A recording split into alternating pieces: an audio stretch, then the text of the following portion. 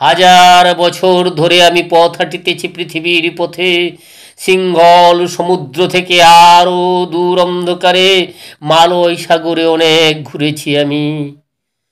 বিম্বিসার অশোকের ধূসর জগতে যেখানে ছিলাম আমি, আরো দূর অন্ধকার বিদর্ভ নগরে আমি ক্লান্ত প্রাণ এক, চারিদিকে জীবনের সমুদ্র সফেন আমারে দুদণ্ড শান্তি দিয়েছিল নাটোরের বনলতা সেন।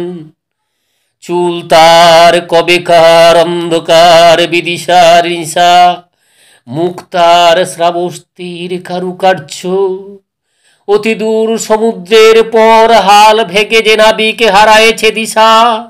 সবুজ ঘাসের দেশ যখন সে চোখে দেখে দারুচিনি দ্বীপের ভিতর, তেমনি দেখেছি তারে অন্ধকারে, বলেছে সে এতদিন কোথায় ছিলেন। পাখির নীড়ের মতো চোখ তুলে চাওয়া নাটোরের বনলতা সেন।